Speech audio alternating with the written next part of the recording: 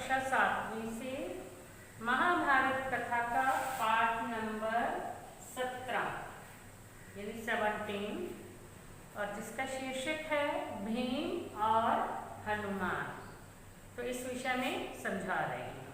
तो बच्चों आप अपनी पुस्तक को खोल के बैठेंगे, साथ साथ में समझते जाएंगे, उसमें से पढ़ भी लेंगे। ठीक है, तो मैंने इसमें इस पाठ के कुछ पॉइंट बना दिए हैं, हेडिंग लिखी है, उसी के आधार पे मैं आपको वो पूरा समझाऊंगी। अब जैसे द्रौपदी का भीमसेन से फूल लाने का आग्रह करना, तो इस पॉइंट पे जो है विस्तार से समझाऊंगी। भीम फूल लेने केले के बगीचे में गए और वहां पर उनकी जो मुलाकात थी वो एक बंदर से हुई। तो बंदर ने मनुष्य के जैसा उपदेश दिया। तो बंदर के मुख से मनुष्य जैसा उपदेश सुनकर भीम की हैरानी यानी भीम को बड़ा आश्चर्य हुआ।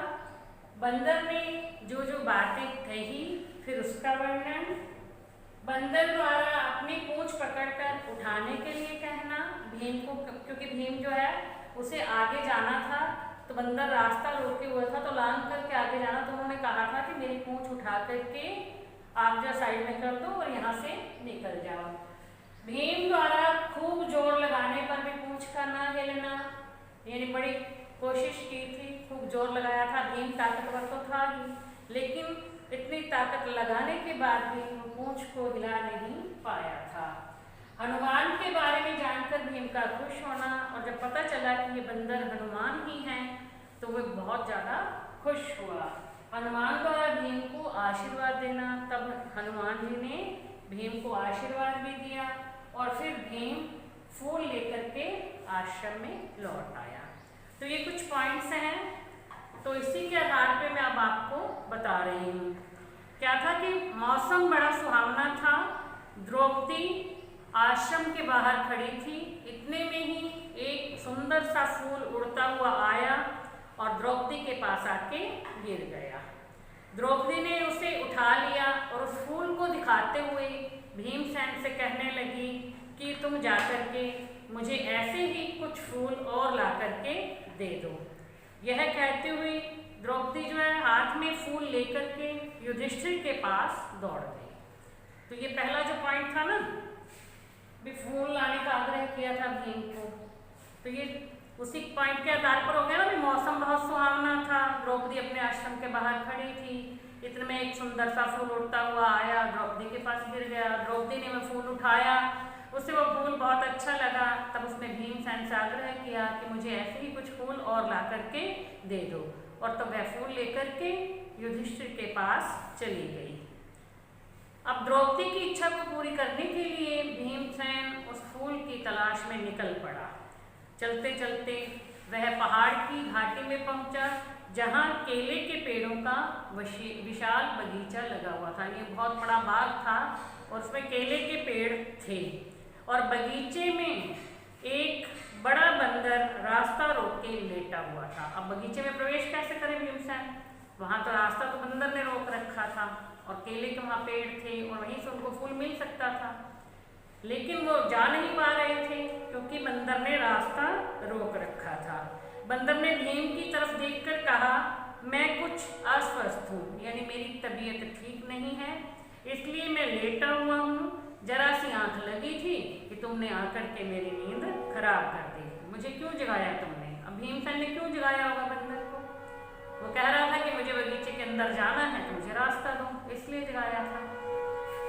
अब जब एक बंदर इस तरह से मनुष्य की तरह बोल करके उपदेश दे रहा था, तो ये सुनकर के भीम को बड़ा गुस्सा आया और आगे क्या बोलता है कि तुम जानते हो मैं कौन हूँ? मैं कुरुवंश का वीर हूँ, कुंती का बेटा हूँ, मुझे मत रोको, मुझे बगीचे के अंदर जाने दो, मेरे रास्ते से हट जाओ।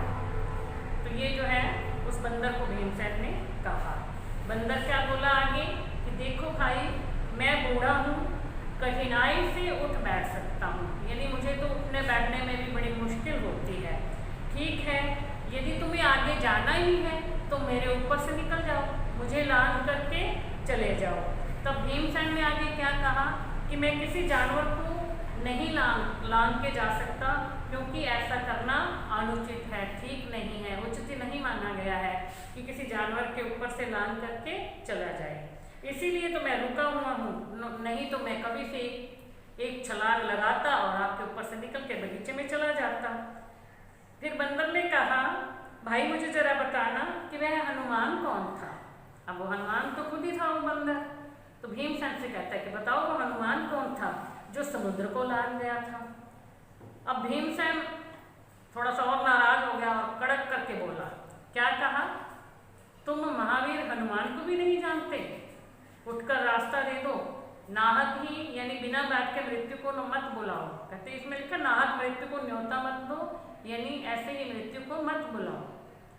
अब बंदर जो है बहुत ही मीठे स्वर में, करुण स्वर में यानी धीरे से बोला, शांत हो जाओ, इतना गुस्सा मत करो। यदि मुझे लांघना तुम्हारे लिए ठीक नहीं है, अनुचित है, तो तुम ऐसा करो, मेरी पूंछ को पकड़ करके उसे एक साइड में कर दो और यहाँ से चले जाओ। अब भीमसेन ने बंदर की पूंछ को अपने हाथों से पकड़ लिया, लेकिन आश्चर्य, भीम ने पूंछ पकड़ तो ली लेकिन वो जरा भी नहीं हिली।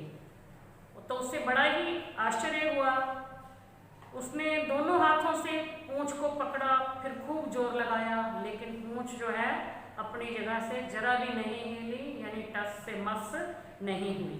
तो भीम को बड़ा आश्चर्य हुआ कि ये मुझसे भी ताकतवर यह कौन प्राणी है। अब भीम जो है ना ताकतवर लोगों का बड़ा मान सम्मान करता था।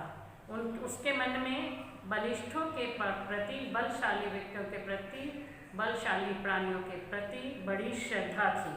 अब तब वह जो है थोड़ा सा नम्र हो गया। तब उसने पूछा, मुझे क्षमा करें और कृपा करके बताएं कि आप कौन हैं। तब उस बंदर ने क्या कहा कि मैं ही हे पांडुवीर, मैं ही हनुमान हूँ। तब अब वानर श्रेष्ठ को देखकर, उसके मुख से ऐसी बात सुनकर भीम को बड़ा आश्चर्य हुआ। तब उसने खुश होकर के कहा कि आज मैं बहुत ही भाग्यवान हूँ, मुझे आपके दर्शन प्राप्त हुए हैं। ऐसा कहकर के भीम ने दंडवत उन्हें प्रणाम किया, हाथ जोड़ के, सिर झुका करके, नीचे झुक करके उन्हें प्रणाम किया। और तब हनुमान ने उन्हें आशीर्वाद दिया। अब आशीर्वाद देते हुए क्या कहा कि हे भीम, युद्ध के समय तुम्हारे भाई अर्जुन के रथ पर मैं ही विद्यमान, अर्जुन के रथ पर जो ध्वजा उड़ेगी उस पर मैं ही विद्यमान रहूँगा। यानी युद्ध के समय अर्जुन के रथ पर उड़ने वाली ध्वजा पर मैं विद्यमान रहूँगा और विजय तुम्हारी ही होगी, यानी जीत तुम्हारी ही होगी। ये आशीर्वाद हनुमान ने भीम को दिया। अब इसके बाद हनुमान ने भीमसेन को पास के झरने में खिले हुए सुगंधित फूल दिखाए। अब जैसे ही फूल को देखा तो भीम को याद आ गया कि मुझे तो द्रौपदी ने एक फूल लाने के लिए कहा था। वैसे पहले तो वो भूल चुका था, क्योंकि वो उस बंदर के साथ बातों में उलझ गया था, तो उसे ध्यान ही नहीं रहा था फूल का। और जब फूल दिखाए गए तो उसे ध्यान आ गया कि मैं भी द्रौपदी के लिए फूल लेने आया था। तब उसने वैसे ही फूल तोड़े जिसकी मांग द्रौपदी ने की थी और जल्दी से अपने आश्रम की ओर लौट गया। तो इस प्रकार से बच्चों आपको ये लेसन समझ में आ गया होगा, भीम और हनुमान। अब इसमें कुछ प्रश्न जो हैं आप लिखोगे, 10 प्रश्न आप बनाओगे, अपने आप ही उनके उत्तर भी लिखोगे। ठीक है, जैसे हम एक प्रश्न बना लेते हैं कि द्रौपदी के लिए फूल लेने जाते समय भीम की भेंट किससे हुई थी? किससे हुई थी? हनुमान से। अब हम कहें कि भीम की हनुमान से भेंट कब हुई थी? जब वे द्रौपदी के लिए फूल लेने जा रहे थे। ठीक है, कहाँ हुई थी? केले के एक बगीचे में हुई थी। इस प्रकार से आपको प्रश्न बनाने हैं और उनके जो उत्तर लिखने हैं। तो ये काम आप अपनी नोटबुक में कर लेना। Thank you.